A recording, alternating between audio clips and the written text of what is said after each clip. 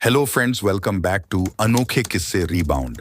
जैसा कि सभी जानते हैं कि श्रीलंकाई मॉडल एक्ट्रेस जैकलिन फर्नांडिस से कई दफा एनफोर्समेंट डायरेक्टरेट यानी कि ईडी मनी लॉन्ड्रिंग केस में पूछताछ कर चुकी है और अब तक करीब 5 बार वो ईडी के समक्ष पूछताछ के लिए जा चुकी हैं। और अभी फिर एक दफा यानी कि छठी बार 10 जुलाई 2024 को ईडी ने फिर एक बार जैकलिन को पूछताछ के लिए बुलाया था, मगर इस बार जैकलिन उपस्थित नहीं हुई और उनके वकील ने बताया है कि जैकलिन की तबीयत अभी ठीक नहीं है और इसीलिए वो अभी उपस्थित नहीं हो सकती। मगर सवाल ये आता है कि आखिर ये मनी लॉन्ड्रिंग केस है क्या, जिसके सिलसिले में जैकलिन से इतनी बार पूछताछ करी जा रही है। आखिर माजरा क्या है? तो आज हम इसी केस को डिटेल में समझेंगे और हमेशा की तरह सब कुछ जानेंगे A to Z। तो वीडियो में अंत तक साथ जुड़े रहिएगा और वीडियो को अभी से एक लाइक कर दीजिए और चैनल को सब्सक्राइब भी कर लीजिएगा। तो इस पूरे मामले की शुरुआत होती है कर्नाटका की राजधानी यानी कि बैंगलोर से, और यहीं 5 मई 1989 को बैंगलोर के भवानी नगर इलाके में एक लड़के का जन्म होता है और इस लड़के का नाम सुकेश चंद्रशेखर रखा जाता है। सुकेश के पिता का नाम विजयन चंद्रशेखर है, जो कि पेशे से एक कॉन्ट्रैक्टर थे और ये लोअर मिडिल क्लास फैमिली से बिलोंग करते थे और आर्थिक रूप से ये इतने सक्षम नहीं थे। हालांकि सुकेश के पिता बहुत मेहनती और ईमानदार व्यक्ति थे। अगर उनके पास कुछ नहीं था तो वो था पैसा। इसीलिए सुकेश भी बहुत गरीबी में पला बढ़ा और उसका पढ़ाई में भी मन नहीं लगता था, जिस वजह से उसने 12वीं के बाद ही पढ़ाई छोड़ दी थी। अब इतनी गरीबी देखने के बाद उसे कम उम्र से ही पैसा कमाने का जुनून चढ़ गया था और ये जुनून तब और बढ़ गया जब उसने अमीर लोगों के घर, महंगी गाड़ियां और ऐशो आराम वाला लाइफस्टाइल देखा और फिर उसके अंदर भी ये सब पाने की चाह बढ़ती ही चली गई, जो सुकेश को गलत रास्तों की तरफ ले गई। जिसके बाद सुकेश ने अपनी जिंदगी की पहली फॉर्जरी मात्र 17 साल की उम्र में करी। दरअसल वो नाबालिग था, मगर उसे गाड़ी चलाने का शौक था और उसे जगह जगह पुलिस पकड़ लेती थी और उसका चालान कर देती थी, जिससे परेशान होकर उसने बैंगलोर पुलिस कमिश्नर के नकली हस्ताक्षर करके एक नकली डॉक्यूमेंट तैयार किया, जिसमें लिखा था कि सुकेश चंद्रशेखरन को कर्नाटका में कहीं भी गाड़ी चलाने की परमिशन दी जाती है, और इसके नीचे सिग्नेचर थे बैंगलोर पुलिस कमिश्नर के, जो कि नकली थे। अब हुआ यूं कि जब भी सुकेश को पुलिस रोके और उसका चालान करने जाए तो वो पुलिस कमिश्नर का वही फर्जी डॉक्यूमेंट दिखा दे।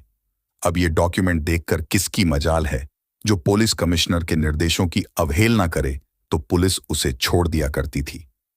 वो कई दफा पुलिस द्वारा पकड़ा गया और हर बार अब वो वही लेटर दिखाकर छूट जाता था और पुलिस को बेवकूफ बनाकर सुकेश मन ही मन बहुत खुश होता था। ऐसी ही एक दिन आया जब पुलिस ने उसे रोका तो फिर उसने वही लेटर निकाला और बड़े विश्वास से पुलिस के हाथ में रख दिया। अब वो पुलिस ऑफिसर उस लेटर को चुपचाप पढ़े जाए और कुछ बोले भी नहीं और किसी गंभीर विचार में खो गए। तब सुकेश ने ही पूछा कि क्या हुआ सर, सब ठीक है ना? मगर फिर भी वो कोई जवाब ही नहीं दे रहे थे। दरअसल बात ये थी कि ये पुलिस ऑफिसर कोई और नहीं बल्कि खुद बैंगलोर पुलिस कमिश्नर ही थे, और ये लेटर देखकर वो खुद ही कश्मकश में पड़ गए थे और सोच रहे थे कि आखिर उन्होंने इस लेटर पर साइन कब करा था। मगर फिर कुछ देर सोचने के बाद वो ये समझ गए कि सुकेश ने फॉर्जरी करके ये डॉक्यूमेंट बनाया है और यहां सुकेश पकड़ा गया। फिर क्या था, उसे फॉर्जरी के मामले में अरेस्ट कर लिया गया। जिसके बाद भी सुकेश सुधरा नहीं और उसने क्राइम का रास्ता ही अपना लिया। और अब उसने दूसरी फॉर्जरी तब करी जब उसे इस बात का पता चला कि बहुत से लोगों का BDA यानी कि बैंगलोर डेवलपमेंट अथॉरिटी, जो कि एक शासकीय विभाग है, उसमें बहुत से लोगों के काम अटके हुए हैं। तब खुद सुकेश ही BDA का एक बड़ा अधिकारी बनकर लोगों से कांटेक्ट करने लगा और उनसे अटके काम कराने के लिए पैसे की डिमांड करने लगा। और उसकी बातों में ऐसे ही कई लोग आ गए और उसे काम कराने के पैसे देने लगे। मगर जब बहुत लंबे समय तक लोगों के काम नहीं हुए, तब लोगों ने BDA में जाकर बात करी।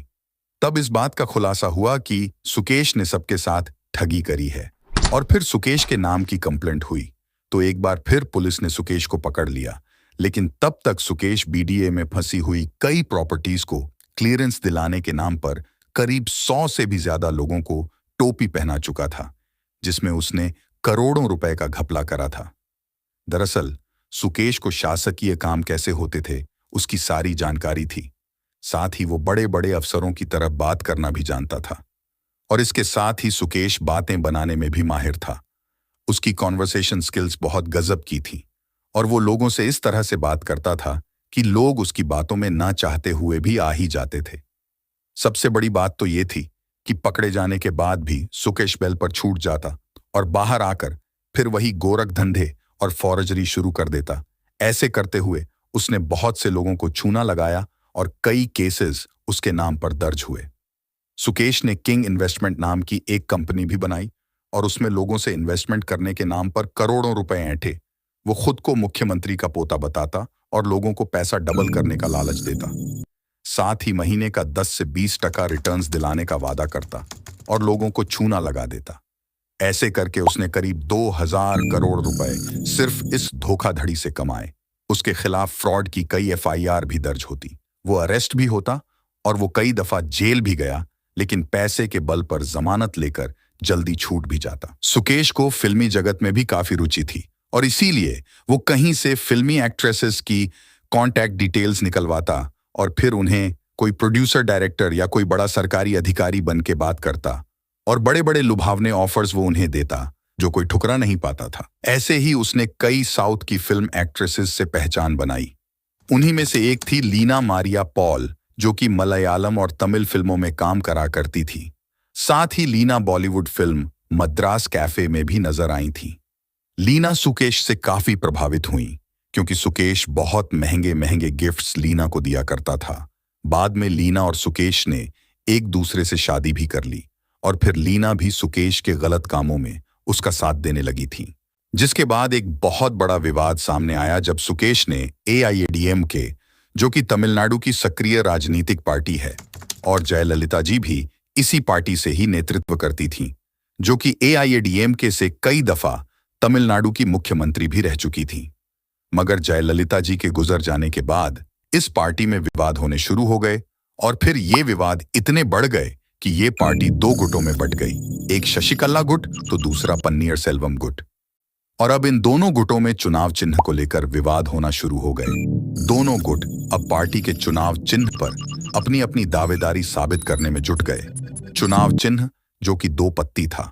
ऐसे में मास्टरमाइंड सुकेश ने इस विवाद का फायदा उठाया और शशिकला गुट में चुनाव आयोग का ही एक अधिकारी बनकर बात करी और उन्हें ये 2 पत्ती का चुनाव चिन्ह देने के बदले 50 करोड़ की रिश्वत की मांग करी और उन्हें समझाया कि ये सारा पैसा वो चुनाव आयोग में रिश्वत के रूप में ऊपर सभी अधिकारियों में बांटेगा। और ऐसे उसने शशिकला गुट को झांसे में ले लिया और ये डील तय कर ली और एडवांस के रूप में करीब उसने 1 करोड़ 30 लाख रुपए भी शशिकला गुट से ले लिए। लेकिन उसके बाद ही शशिकला गुट को कुछ गड़बड़ लगी तो उन्होंने सुकेश के खिलाफ पुलिस कंप्लेंट कर दी। मगर तब तक सुकेश दिल्ली निकल चुका था और वहां उसने इलेक्शन कमीशन ऑफ इंडिया के कुछ अधिकारियों को रिश्वत देकर चुनाव चिन्ह सुरक्षित करने की बात भी कर ली थी। मगर फिर पुलिस ने एक पूरा स्टिंग ऑपरेशन करा और सुकेश को दिल्ली के एक बड़े होटल से गिरफ्तार करा गया और उसके पास से वही 1 करोड़ 30 लाख रुपए भी मिले जो वो शशिकला गुट से लेके निकला था। अब ये जुर्म काफी बड़ा था और पिछले भी कई सारे जुर्म उसके नाम पर हो चुके थे, तो अब की बार सुकेश को जमानत भी नहीं मिली थी और उसे दिल्ली के तिहाड़ जेल में रखा गया था। और इस जुर्म में सुकेश की वाइफ लीना मरिया पॉल को भी उसके साथ जेल हो गई थी, क्योंकि सुकेश के हर जुर्म में वो भी उसका बराबरी से साथ देती थी। अब जेल तो हो गई, मगर सुकेश अब भी बाज कहाँ आने वाला था और अब उसने जेल से ही अपना धोखेबाजी का काम चलाना शुरू कर दिया।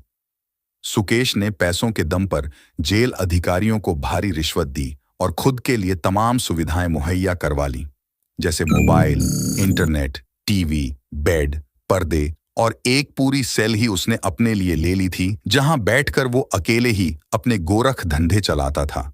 और उसे ये भी आजादी थी कि वो जब चाहे सेल से बाहर निकलकर जेल परिसर में कहीं भी घूम सकता था। सभी जेल अधिकारी भी ये सब जानते थे, लेकिन पैसे ने उन सबका मुंह बंद कर रखा था। इन सुविधाओं के लिए सुकेश लगभग 2.5 करोड़ रुपए हर महीने जेल में रिश्वत देने में खर्चता था। जिसके बाद सुकेश को जब इस बात का पता चला कि फार्मा कंपनी रनबैक्सी और फोर्टिस के मालिक सिंह ब्रदर्स भी यहीं तिहाड़ जेल में ही हैं, जिन पर पैसों की हेरफेर का गंभीर आरोप था।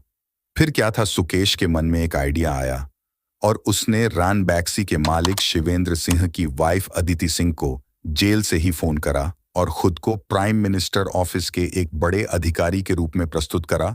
साथ ही वो कॉलिंग के लिए कुछ सॉफ्टवेयर्स और फोन स्पूफिंग टूल्स का इस्तेमाल करता था ताकि उसका नंबर डिटेक्ट ना हो सके और चेक करने पर उसका नंबर प्राइम मिनिस्टर ऑफिस का ही शो करता था। यानी कि वो पूरी सावधानी से ये सब काम कर रहा था।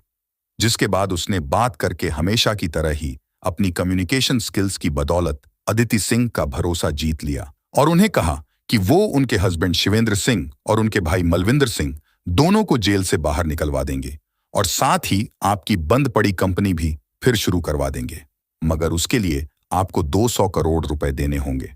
दूसरी तरफ अदिति सिंह तो खुद इसी उम्मीद में सालों से बैठी थी कि उनके पति किसी तरह से वापस आ जाएं, और इस स्थिति में जब ऐसा ऑफर उन्हें मिलता है तो वो तुरंत ही पैसा देने को हाँ कर देती हैं। और फिर सुकेश एक आदमी को अदिति के पास भेजता है और वो आदमी अदिति से वो सारा पैसा लेकर हवाला के जरिए अलग अलग विदेशी बैंक खातों में जमा करवाता है। सुकेश ने सब कुछ सोचा और अपनी तरफ से हर सुरक्षित कदम उठाया, लेकिन फिर भी उसने इस बात पर गौर नहीं करा कि शिवेंद्र सिंह को आखिर पकड़ा क्यों गया था। दरअसल उन पर पैसों के घपले के आरोप थे और इसी वजह से उनके सभी बैंक खातों पर ईडी यानी कि एनफोर्समेंट डायरेक्टरेट की निगरानी थी। और जैसे ही इतने बड़े लेन देन का ट्रांजैक्शन ईडी देखती है तो वो सतर्क हो जाती है और इस बारे में अदिति से भी पूछताछ करती है और सारी कहानी बाहर आती है। तब ईडी अदिति की दी जानकारी से कॉन्टैक्ट डिटेल्स चेक करती है, जिसमें साफ पता चल जाता है कि ये सुकेश ने करा है। सुकेश ने यहां भी एक गलती करी थी और वो ये कि अदिति को कॉन्फिडेंस में लेने के बाद उसने अपनी आईडी छिपाना बंद कर दी थी और ईडी उसी को ट्रेस करते हुए छानबीन करती है और अचानक ही एक दिन ईडी की ये टीम तिहाड़ पहुंच जाती है।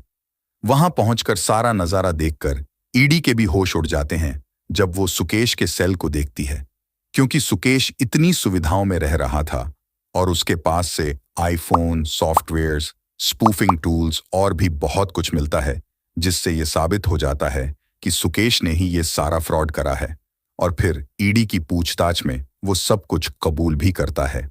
जिसके बाद ईडी जब सुकेश का फोन खंगालती है तो फिर एक बार वो हैरान रह जाती है, क्योंकि उसके फोन में से उन्हें कई सारी फिल्म अभिनेत्रियों की पिक्चर्स मिलती हैं, जिनमें से ही एक जैकलिन फर्नांडेज की भी थी, जिसमें वो सुकेश के साथ काफी क्लोज नजर आ रही थी।